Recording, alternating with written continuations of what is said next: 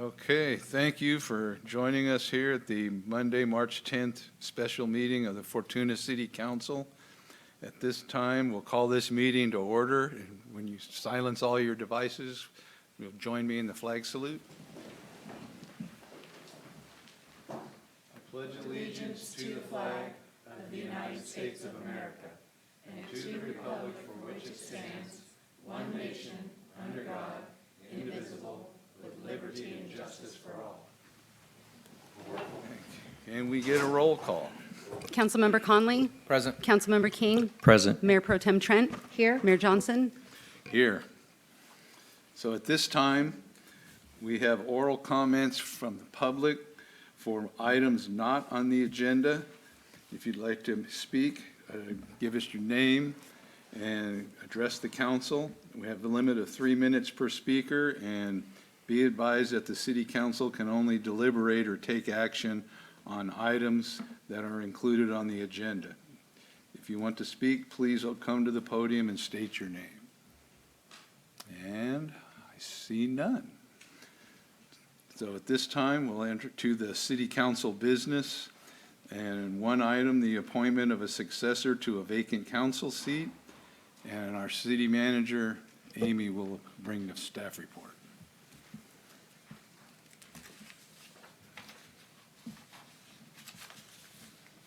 See on it says it's disabled, the sharing. Okay. There we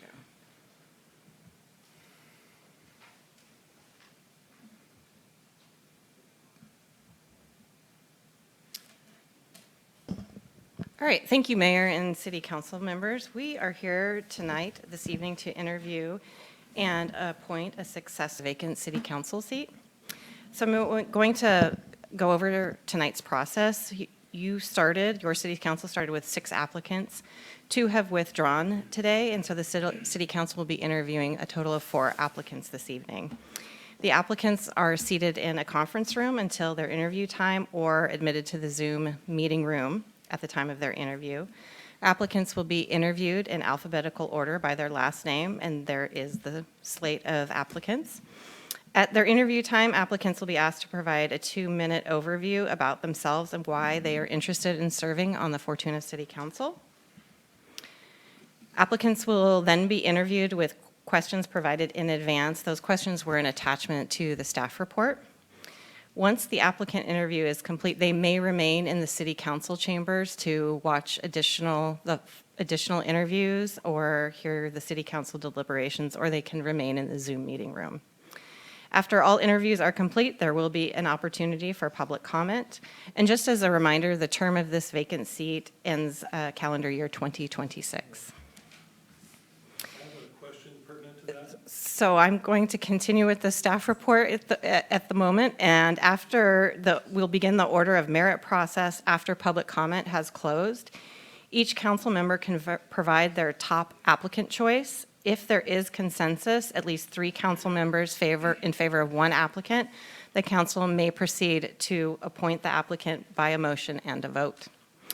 If there is less than a majority for an applicant, the order of merit process will begin, and the council would provide their second choice applicant. Applicants will be given 3 points for a first choice, 2 for a second. If after 2 rounds a top applicant can be identified, the council would proceed with a motion to appoint.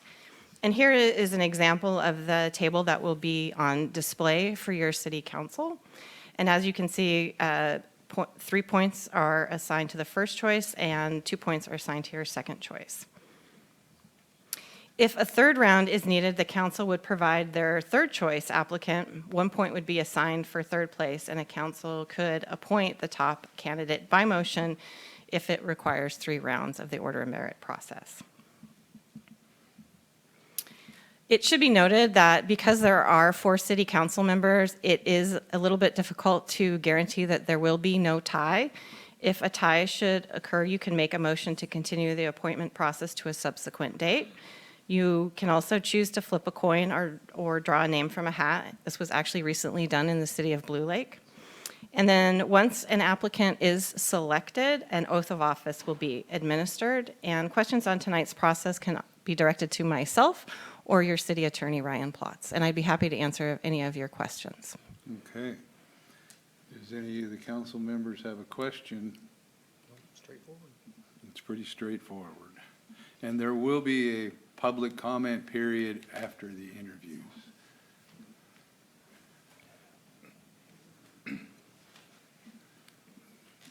So there will be a public comment period after the interviews. I'm sorry to break protocol, but I sent an email to Ms. Emmons the day after you opened this, and I'm not on the list. And I never heard back from her. So at this point, we don't, we don't have an application? Do we have an application? Copy that I sent. Could you? Can we just add him in? Is there any reason? Okay, at this point, it's reasonable that we would add in Mr. Lancaster, and so we'll just add him into the alphabetical process, but we will ask that Mr. Lancaster go to the conference room, and Ashley will show you to the conference room. That's okay. We just go with the flow. Copies of that, so we have something. All right, so at this point, we will have Ashley return with your first applicant, and then you can start with your questions with your first interview. Or we'll actually go to the Zoom room, yes. Just making sure we also get a packet for. Yeah. So we can get copies of that. Yes. Okay. We will get you that.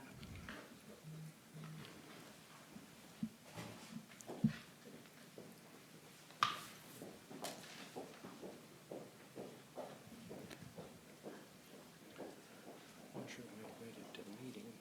Huh? We didn't come to City Hall today. I'm not sure. Might have been at work, like you.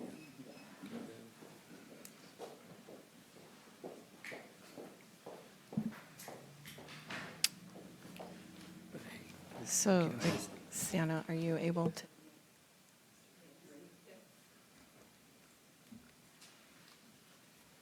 So he should be for us right there. And he will see what's up there.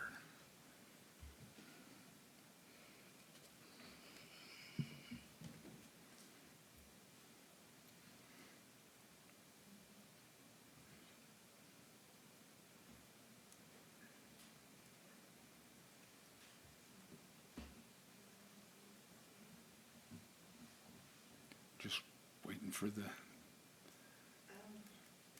Mr. Diaz is on, so you can begin. okay, I thought we were going to see you. You could ask him to turn on his camera. Okay. Mr. Diaz, can you hear me? Yes, I can. There you are. Thank you. I'm Mike Johnson, and then Councilmember King, Councilmember Conley, and Mayor Pro Tem Trent, we will each ask a question of you.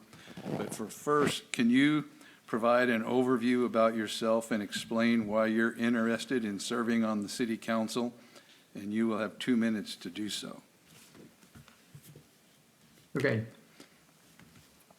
Thank you, Mayor and honored council members. Good evening. My name is Carlos Diaz. I have been a member of the wonderful community of Fortuna for the last 25 years. I'm a firm believer of the important role that family plays as a foundation for a thriving community and how much a community can influence the happiness and success of a family. And my family is that example. Part of my application packet that I provided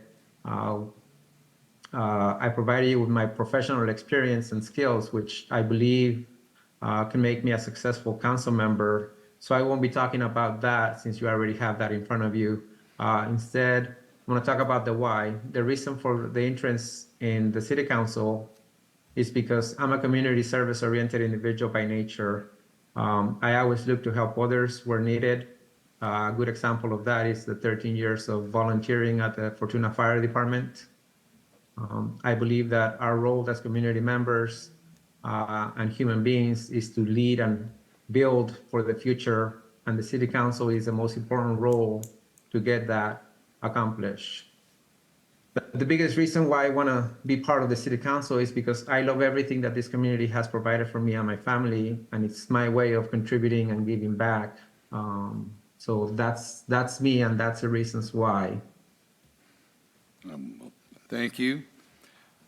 First question would be, can you share an example of a difficult decision you've had to make in a leadership or professional role where the ethical choice wasn't necessarily the easiest or most popular?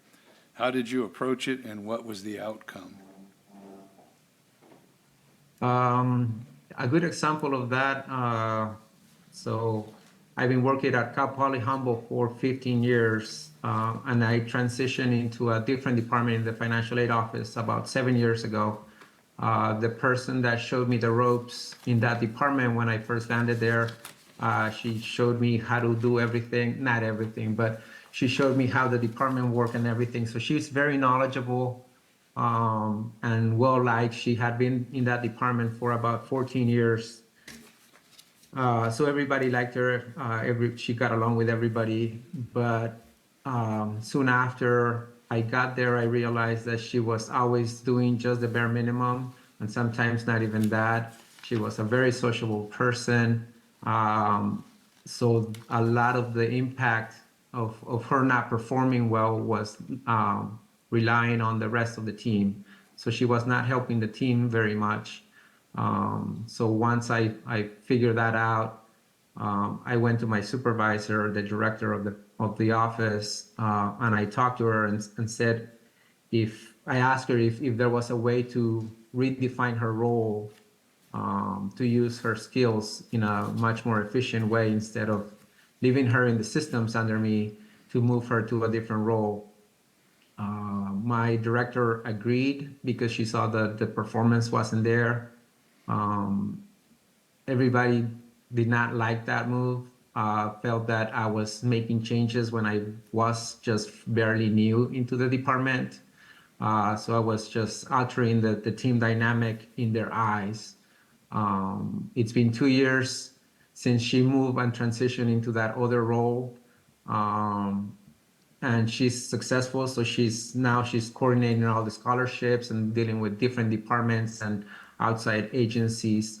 So she's more on the sociable side, interacting with more people, not behind the screen with the system side. So after the grief from the team not liking that move because I was trying to make changes that quickly, they see that she's successful. The team is performing in a lot better way. So I think that the outcome has been successful for both parties, the systems team, which I oversee, and her as an individual and career change for her into a different role. Good, thank you. Councilmember King next. Evening, Mr. Diaz. It's a pleasure to meet you. So my question for you tonight is, what do you see as the most significant challenge facing Fortuna in the next 2 years, and how would you contribute to address that? I think that the challenge is not only specific to Fortuna, but I think it's through many communities in the state of California. I think that the financial impact that we are seeing affecting small communities like ours is pretty evident. The tax dollars are not coming in. I think that the convenience of online shopping has taken a huge impact on the tax revenue that small businesses and local businesses were creating.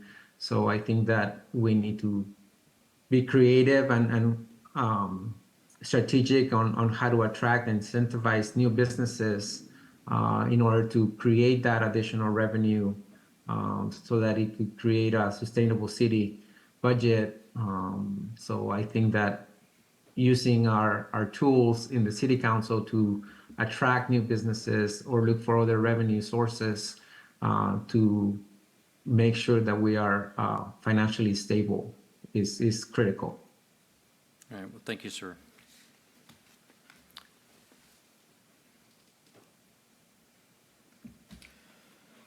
Thank you, Mr. Diaz. Thanks for joining us. Oops, very much. Thank you, Mr. Diaz. Thank you for joining us. How would you approach economic development in order to increase revenue for the city? I think I just touched on it before, but I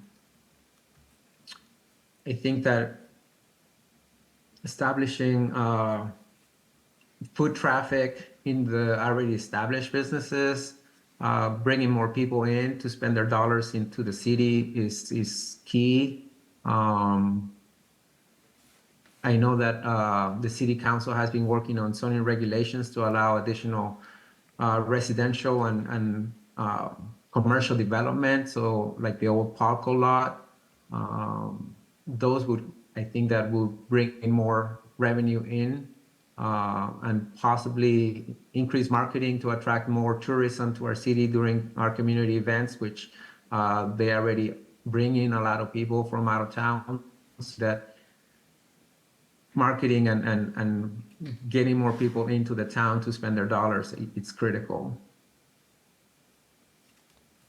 Thank you very much. Good evening, Mr. Diaz. My question is, what is your vision for Fortuna?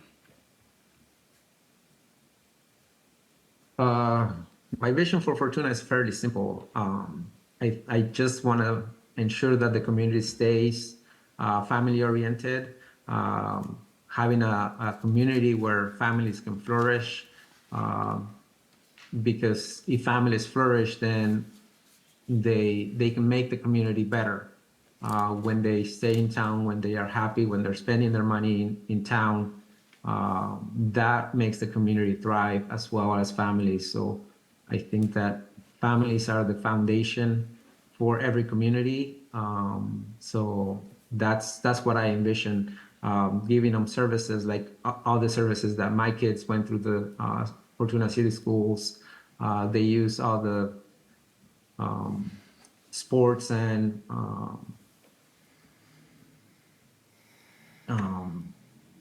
athletic stuff that they have through the city.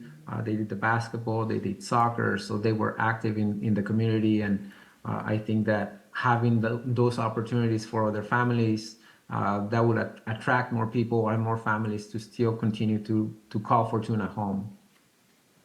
Thank you. Thank you.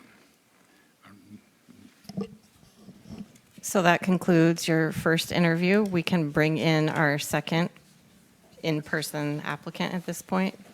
Mayor, you may want to thank your applicant and let him know that he can remain in the Zoom waiting room if he would like. Okay, thank you. As Mr. Diaz, if you can hang out in the Zoom waiting room for our wrap-up, and thank you for your participation and your answers, and we will be back to you. Thank you so much for your time. And also for our protocol, we'll insert Mr. Lancaster in the correct alphabetical order. Yes, I was actually just looking at that PowerPoint slide, and hold on, he's coming after the Ks. Yeah. So he'll come after Arian. Right.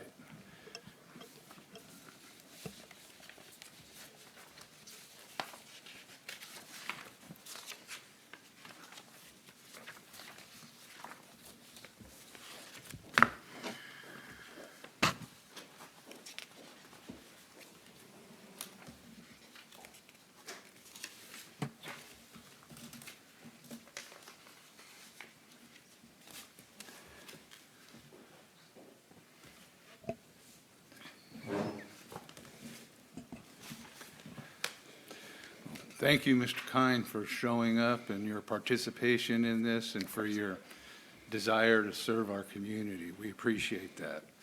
I'd like to start off by asking you an overview about yourself and explain why you're interested in the city council, and you have 2 minutes to do so. Yeah, my name is Michael Kine. I'm a resident of Fortuna. I came to California in 2009 as an AmeriCorps member here at the CCC locally, and I was lucky enough to meet my wife, Katerina, in our office my second year. Our first date technically was at La Costa. And after traveling the United States with her for a while, we ended up settling back here in Fortuna in 2018. We have a beautiful daughter, Naoma, who's 7, who attends Redwood Prep Community and prep school.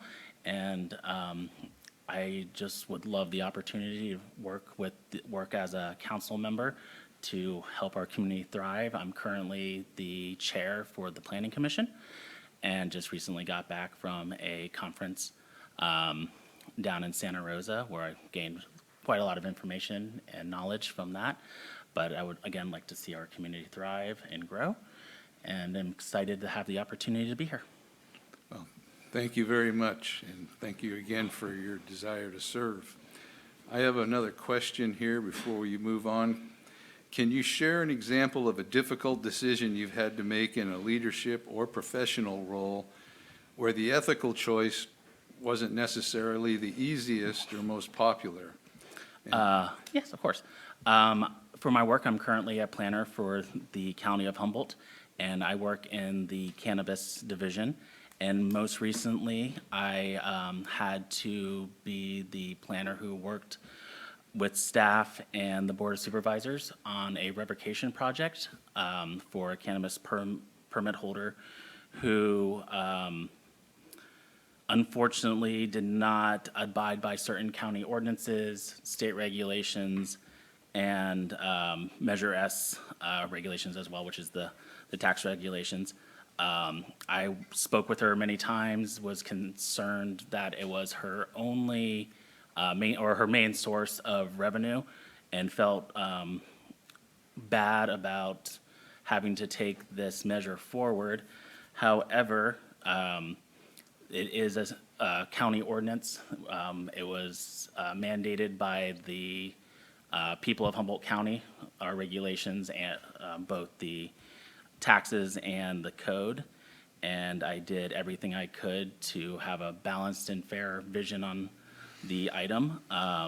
Fortunately, the board did not revocate the individual and conditioned her to a greater standard in order to take her out of suspension.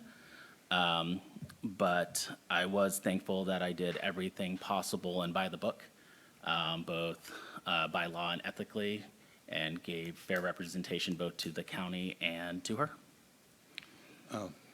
Thank you. That couldn't have been an easy one. And Councilmember King has a follow-up here. Good evening, Mr. Kine. My question is, what do you see as the most significant challenge facing Fortuna in the next 2 years, and how would you contribute to address it? The biggest challenges I see for Fortuna as a whole is housing and city funding. Greater sustainable housing is important to help our community grow and thrive. A larger population will lead to greater commerce in Fortuna, yet these homes and populations don't necessarily lead to increased funds and to run the city and provide services or to update infrastructure. An economic revenue such as sales tax or TOT is what technically funds our community the most. By increasing the economic activity in Fortuna, the city can provide these needed services for this growing population.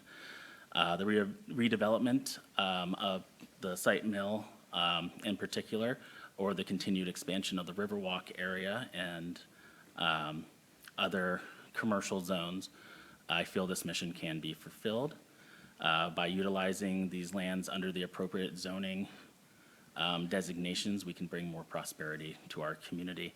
And also working with our current local businesses that are already established so that they also can thrive and not feel that they are not being represented or pushed out by new opportunities coming in. Thank you. And if I don't mind saying, take a breath. I'm good. Thank you. We all need to relax. Appreciate it. I'm a fast talker, sorry.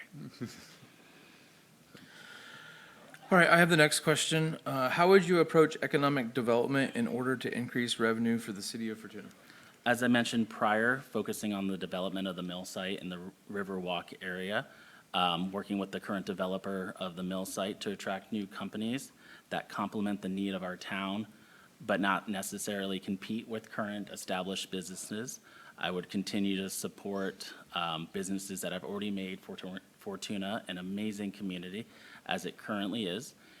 And I would propose including incentives to establish companies and industries such as incentives operating in the Main Street corridor, providing low-cost loans via grants if possible to redevelop or remodel their buildings or facades to help increase productivity and customer traffic. Okay, I have the last question. What is your vision for Fortuna? I see Fortuna as a family-friendly, safe community where visitors are welcome to come in with our amazing events such as the rodeo, the car expo, 4th of July, the yard sale, Hops and Humboldt. And I would love to see the city thrive and to continue to grow its parks and preferably the sports complexes such as Newburgh Park expanding. I would like to see that this community become a destination for sports and recreation for the North State. And I would also love to see that Fortuna work hand in hand in the development of the Great Redwood Trail to also bring in eco-friendly and environmentally sound ideas and consumers. Thank you. Thank you. Thank you for your Of course. application and your time, and you can have a seat in the audience. Appreciate it.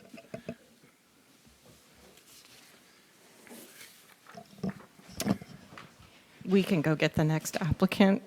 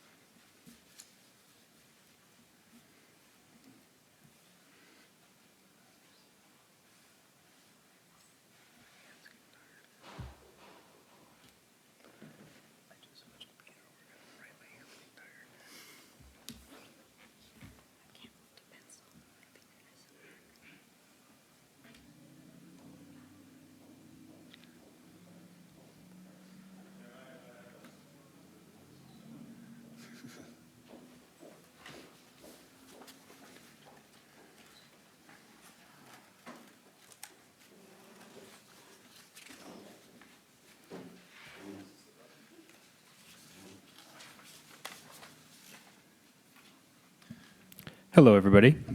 Hello, and thank you for your time and your participation here and your desire to serve the community. I have a couple of questions, a little opener, and then Councilmember King and Councilmember Conley and Mayor Pro Tem Trent will have some follow-ups. So our first opener is provide an overview about yourself and explain why you're interested in serving on the city council. And you have a couple minutes here. Yeah, great question. So first and foremost, thank you for being a part of this, and thank you to the community for hosting something without the special election. I think that's really important. But I am actually new here. As of 8 months ago, I moved from Southern California, and I consider Fortuna and Humboldt County to be a very well-kept secret. I think it's a absolutely stunning city with a beautiful and rich history, and it's outside of the problems that are going on in Southern California. A little bit about me. I was a mortgage broker for 5 years, and now I currently am the director of sales at Sequoia Springs Assisted Living here locally. And I'm just very thankful to have this opportunity. Well, thank you. A little follow-up to that is, can you share an example of a difficult decision you've had to make in a leadership or professional role where the ethical choice wasn't necessarily the easiest or the most popular? And how did you approach it, and what was the outcome? Absolutely.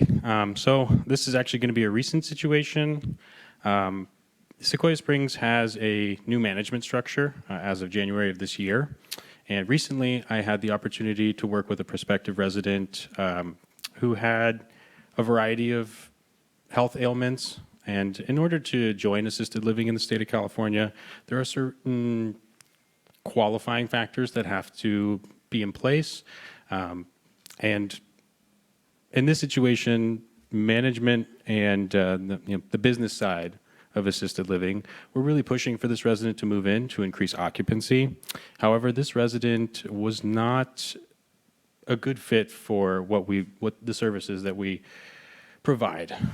Essentially, we weren't able to meet their level of care.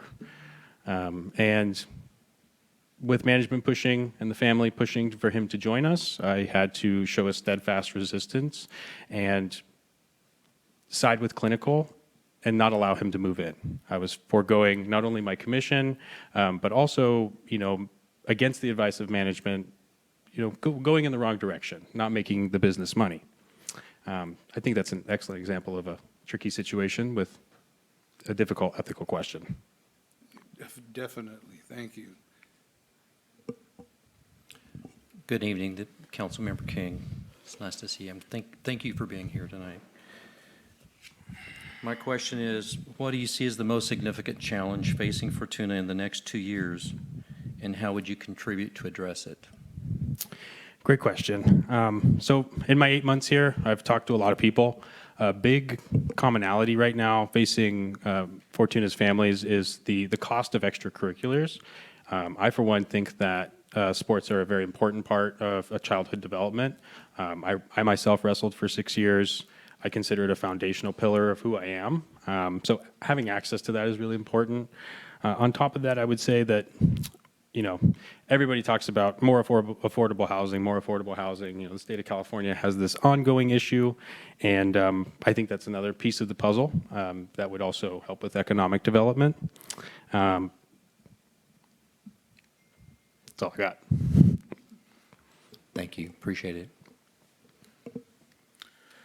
Thank you. I have the next question, Councilmember Conley. How would you approach economic development in order to increase revenue for the city? So I think we have some really great events. I think the rodeo is excellent. This was my first year attending the rodeo. I think we should really lean into our kind of like pioneer Wild West events. Get more vendors. Increase the size and the capacity of these events. I think that's one way that we can, increase revenue. I kind of already talked about the affordable housing piece, but I did have an idea pop into my head while I was kind of writing out my answers, and I thought that we have this theater here that's actually kind of in the center of town, and it's not being used. I don't know the full story. Apologize if I'm making wrong remarks here, but I think it would be really interesting to possibly purchase the theater, renovate it, make it a centerpiece of the community, increase the Main Street traffic, allow families and locals to come and see movies that maybe, aren't like recent movies or movies that are, playing in theaters, but have like older movie nights, have senior nights, have ways to get people together, kind of gather around that and, operate that from the city perspective. And we do need to incentivize businesses to come here. I think there's ways that we can incentivize more businesses to come here. Maybe businesses that jibe well with the current businesses that are here. And yeah, I think those are what I think. First of all, can you tell me how you pronounce your name? Absolutely. Arian Kiani. Thank you. My question is, what is your vision for Fortuna? I want Fortuna to be a bustling small town. I want it to be busy. I want it to be a place where families can come and know that they're not only going to be safe, but they're going to find a level of prosperity here that they wouldn't outside of the other cities that are local to us. Thank you. Thank you for your participation in this and your desire to serve the community. This time you can have a seat out there, and we'll continue on with the interviews and then get back with you. And our Ashley can bring in our next. Thank you for having me.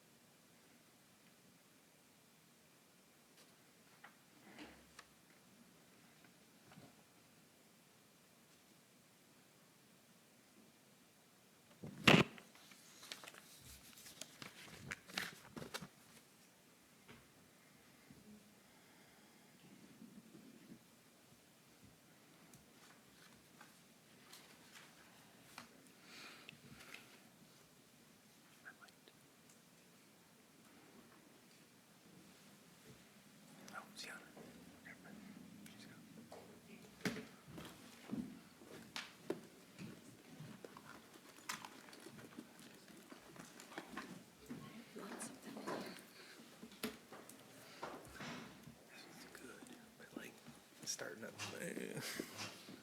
You read this one? For now, this one's fine. I just started. Last one I started.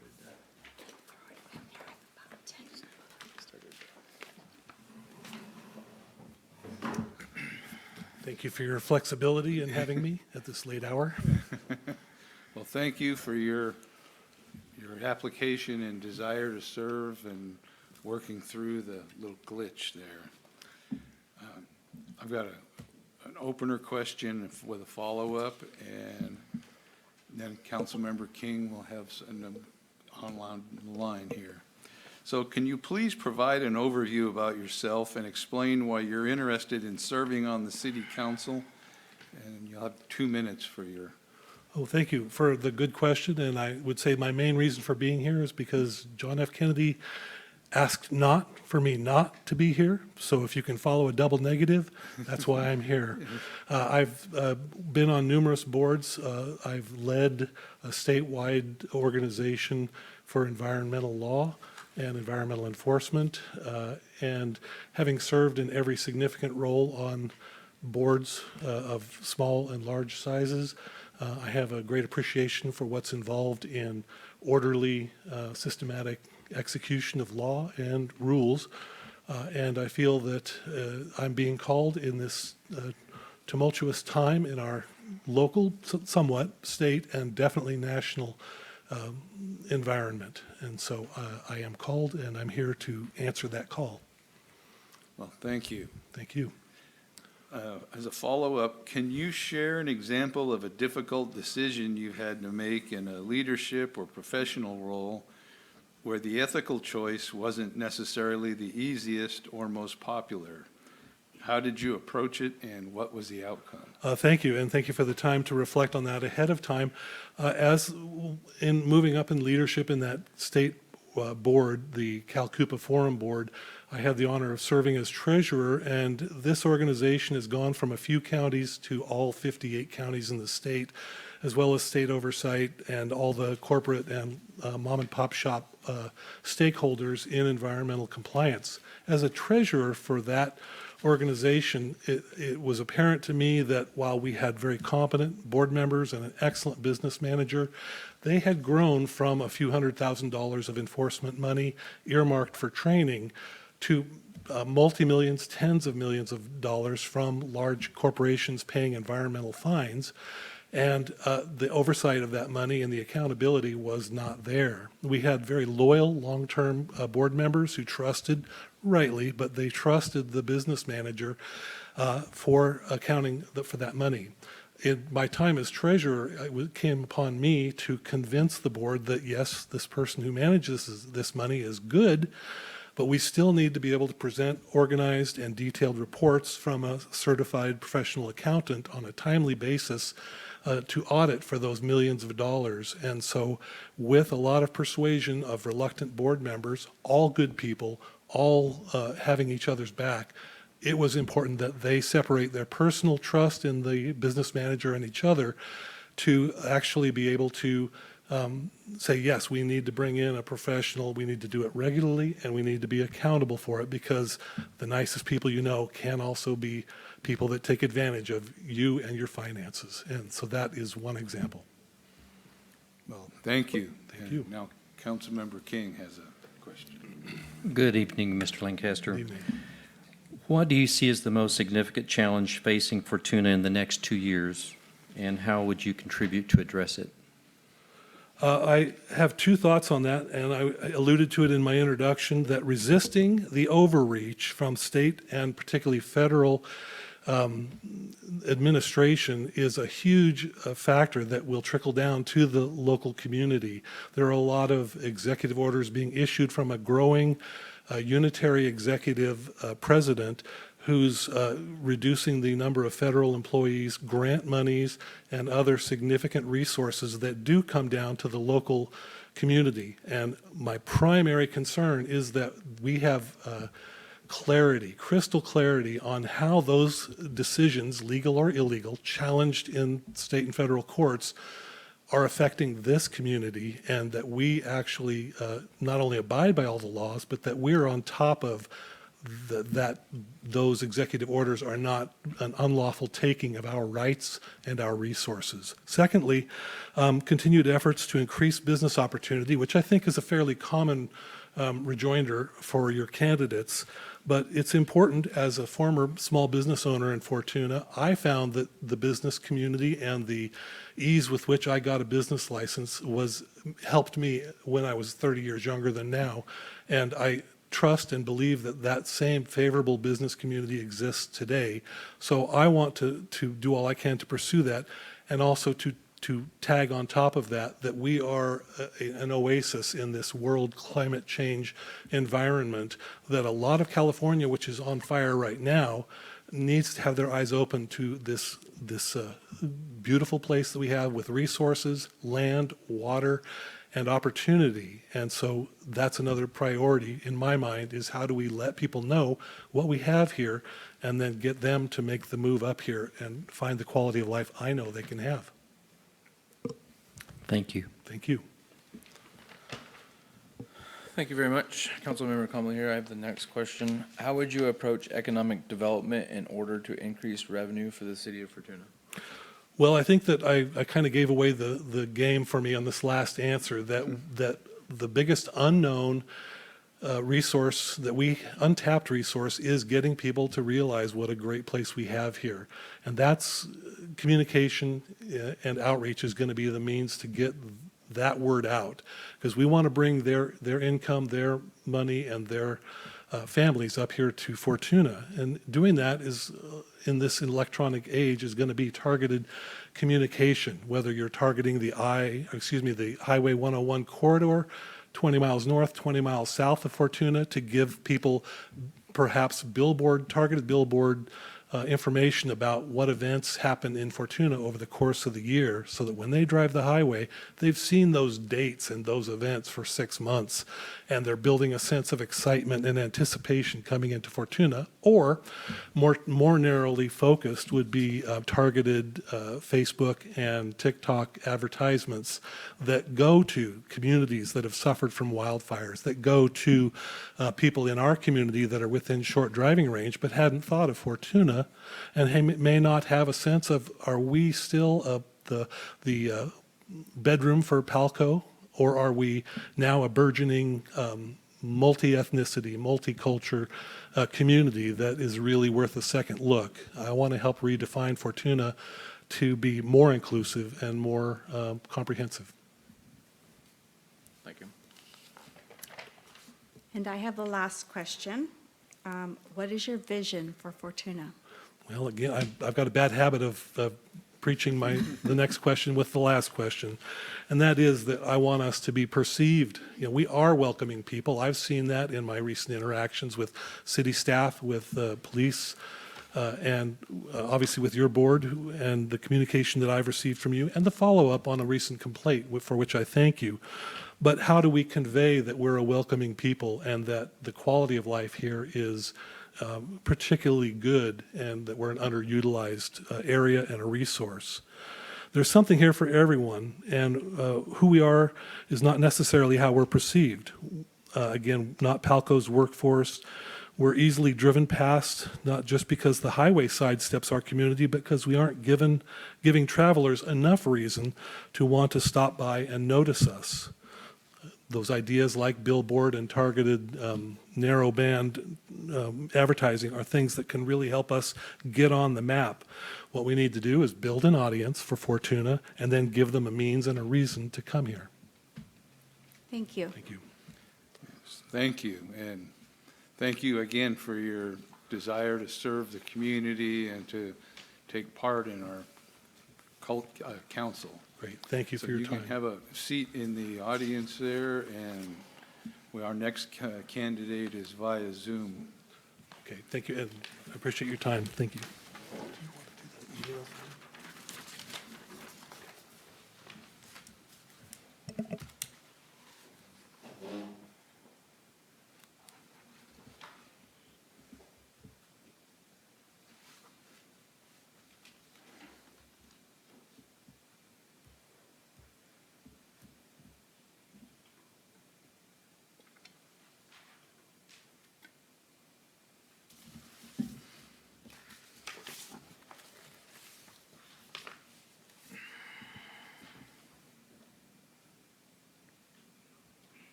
Can you hear me, Arlene?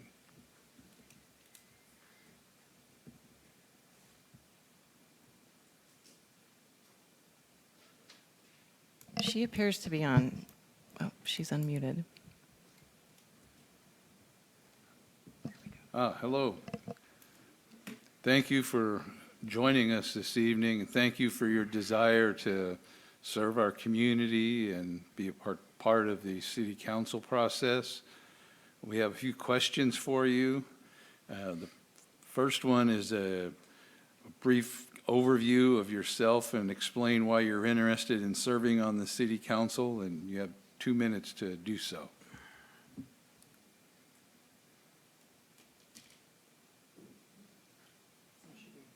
I don't think she heard me.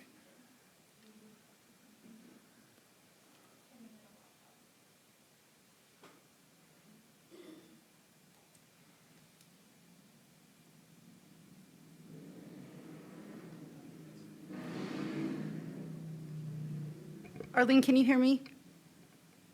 Yes, Okay. Can you hear me? yes, I can hear you. All right, thank you. And thank you for your desire to serve our community. We have a few questions for you. We'll each take a round on it. Can you please provide an overview about yourself and explain why you're interested in serving on the city council? And you have 2 minutes. Okay. Well, I've lived in Fortuna for most of my life and raised my child here and attended sporting events throughout the schools and participated in PTAs and, team moms and 8th grade trips and things like that. And I really love Fortuna and I really want to keep Fortuna growing and financially sound, and improve where we can. And I would really enjoy working with the city council to further our dreams for Fortuna. Okay, thank you. Now, another question, and then Councilmember King will have one, then followed by Councilmember Conley and Mayor Pro Tem Trent. Can you share an example of a difficult decision you've had to make in a leadership or professional role where the ethical choice wasn't necessarily the easiest or most popular. How did you approach it, and what was the outcome? Hey, yeah, that's a good question. As a grants and contracts analyst, I have to adhere to the reporting and funding guidelines of all of our grants. And I can only record expenses on the financial reports that are qualified to be expensed on these grants. And so sometimes, I'll need to work with the grant managers and just, look at the expenses and say, well, I don't think that would qualify or that would qualify. And we'd read the guidelines together and really dig into it and make a decision together and do the right thing. Okay, well, thank you very much. Councilmember King will follow up. Good evening, Ms. Spires. Nice to see you again. What do you see as the most significant challenge facing Fortuna in the next 2 years, and how would you contribute to address it? Well, I think our big challenge is being able to balance our municipal budgets. And I know we have a lot of work to do with our wastewater and water rates and plans and infrastructure.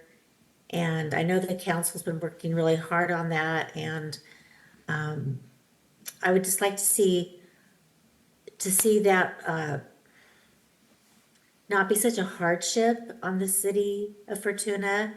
And by increasing revenues in other areas, hopefully that would offset that. Thank you. Thank you. Thank you, Mrs. Spires. Councilmember Conley, how would you approach economic development in order to increase revenue for the city of Fortuna? Well, I just came back from a JC's basketball tournament in Crescent City. And I thought, oh, I would love it if, the city of Fortuna could do something like this. There were like 80 teams there and basketball players, cheerleaders, all the motels were booked and the restaurants were busy, busy, busy. And people are shopping and buying things. And I think that would be a really good place for us to move, is to have more things like that where we can invite people more from out of the area, other counties, to participate in events here. I know we have, Rodeo Week, things like that, and to do more of that, I think it's really great. Fortuna is really good at putting on events, so. And the last question is from me. What is your vision for Fortuna? Well, I would like to see Fortuna really thrive, and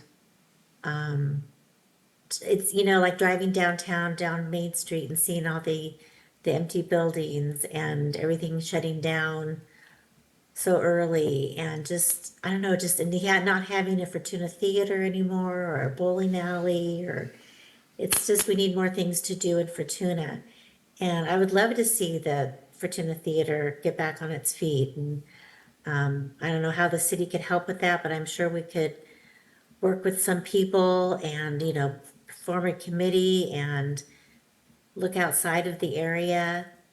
And we could also look at getting the pool finished and having that community pool and having swim teams and tournaments and just bringing more people into our city, and they can see what a great city this is.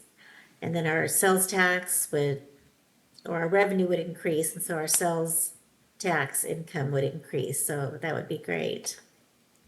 Thank you.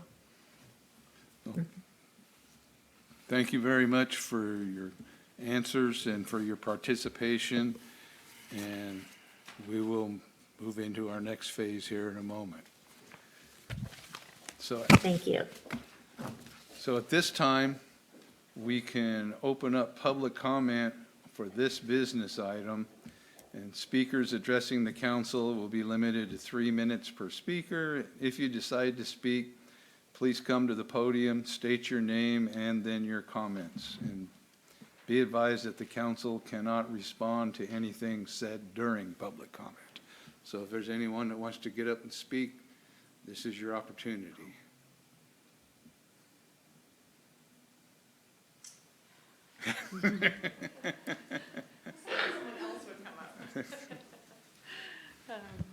Honorable Mayor, City Council members, you guys have a tough decision tonight, some very qualified applicants, and I look forward to the deliberation that you will have, and I wish you all good luck. I'm not going to particularly speak on anyone because I think that you all are very, you know what you're doing, but I do wish you luck in the process going forward.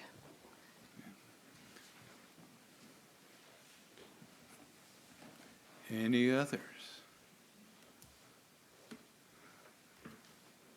I'd just like to say that, the community really appreciates you guys, and all of you candidates that came out tonight did a really great job. It was really impressive, and yeah, we're really fortunate to have community members like them.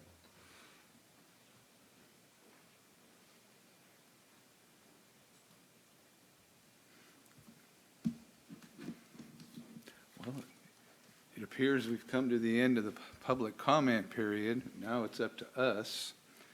And if you guys would like, we can provide the first choice. We can see what's happening here. Your first choice. Okay, I'll speak first. This is always hard to do because we always get good candidates for these. I don't know why we can't get so many like this when it's an actual election. That would be nice. But anyway, thank you all for coming out and showing an interest in Fortuna, and I hope even if you don't get on the council, you continue with your interest to Fortuna. I had one candidate that stood out to me, very involved in the community, a very good application, resume, and all of that. And so Carlos Diaz would be my first choice. I would also agree with some of those sentiments, reading through and understanding knowledge of people outside of this room. It's Fortuna, it happens. With that, I do know community involvement and the focus on community, someone that truly understands what being a community member of Fortuna is, and Carlos would also be my first choice.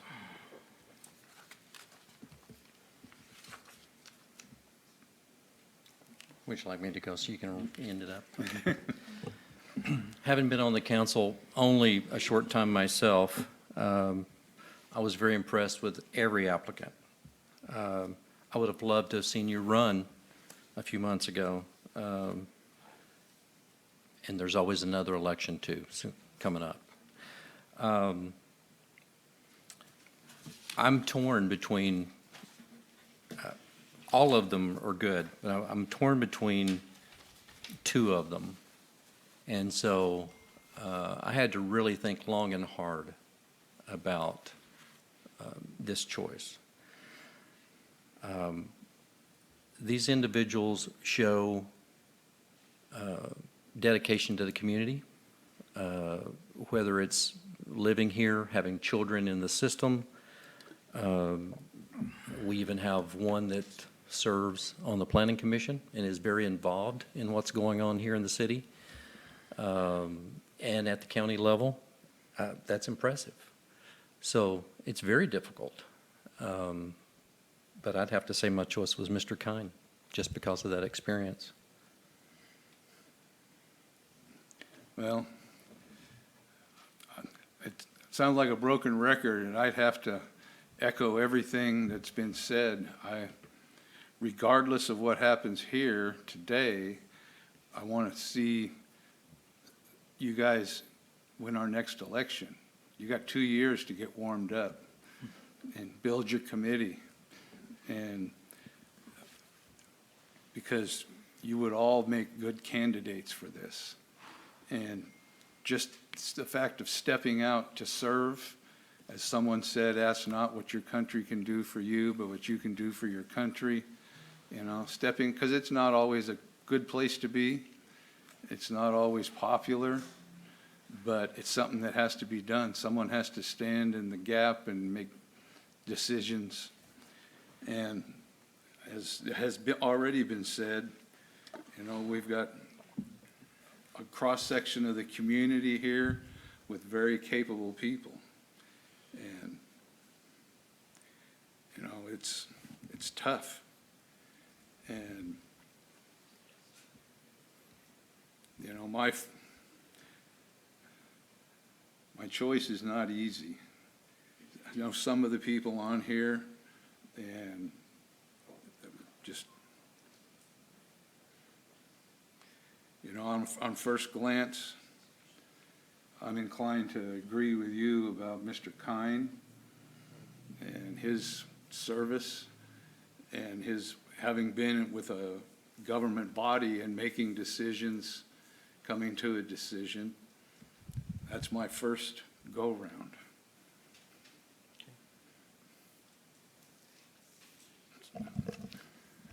So we have a tie. I think we may have anticipated this because there's 4 of you, and that's pretty common. So at this stage in the process, I would ask that each of you provide your second choice, because right now we have a tie and we're looking to break that tie. It's pretty simple. My second choice would have been Mr. Diaz.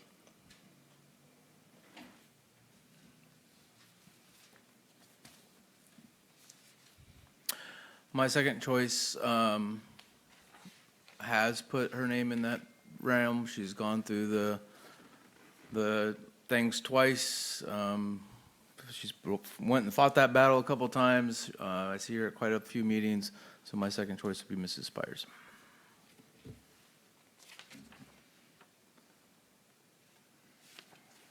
Just a second, I need a minute here. While she's looking for hers, I can tell you that my second choice would be Carlos Diaz.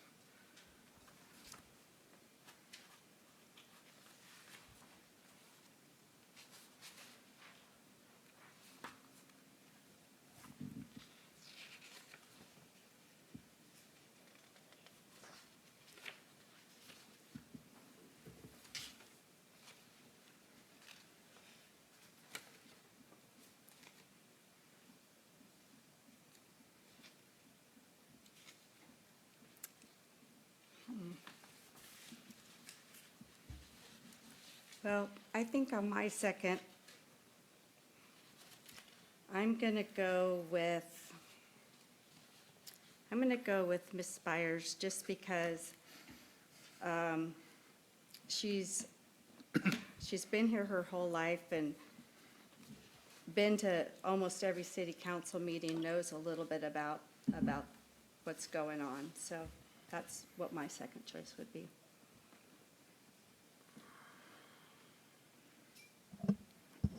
Okay, I'm going to show you your results if you don't mind, and this may help you. Hold on, I gotta share my screen.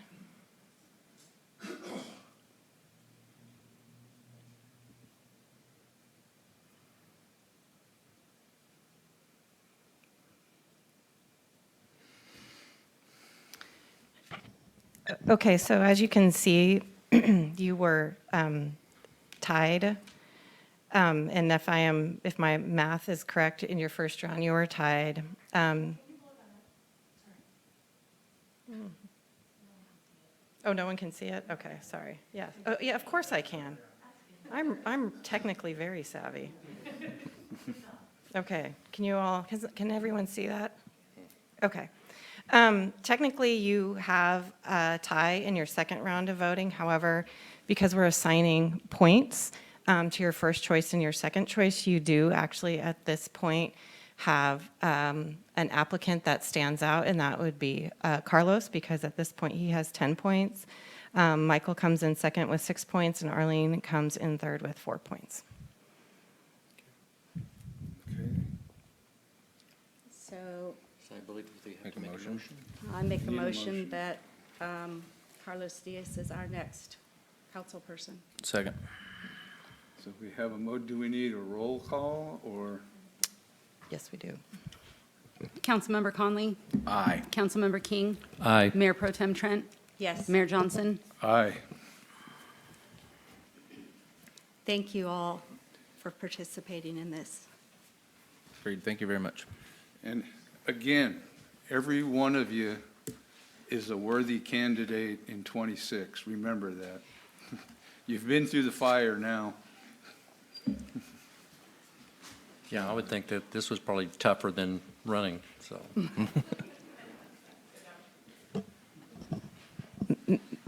Mayor, I do think we want to administer the oath of office for Mr. Diaz. That's why I figured that. I was waiting to see if, Are we going to do that by Zoom?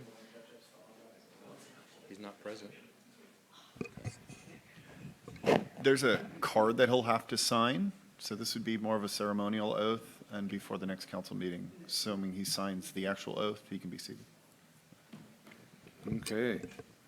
If you could please raise your right hand and repeat after me. I state your name, I, Carlos Diaz, do solemnly swear do solemnly swear that I will support and defend the Constitution of the United States that I will support and defend the Constitution of the United States and the Constitution of the State of California and the Constitution of the State of California against all enemies, foreign and domestic, against all enemies, foreign and domestic, that I will bear true faith and allegiance that I will bear true faith and allegiance to the Constitution of the United States to the Constitution of the United States and the Constitution of the State of California, and the Constitution of the State of California, that I take this obligation freely that I take this obligation freely without any mental reservation without any mental reservation or purpose of evasion, or purpose of evasion, and that I will well and faithfully that I will well and faithfully discharge the duties upon which I'm about to enter. discharge the duties upon I'm about to enter. And if you were here, I'd shake your hand. Congratulations. Congratulations, Thank you very council much. member. Congratulations. Thank you. I look forward to working with all of you. Well, at this point, we are adjourned, and thank you. Thank you for your service. Thank you to the people that came before you and we interviewed. And thank you to those in the audience that helped to hold us to task. I will make a motion to adjourn. Second. We are adjourned.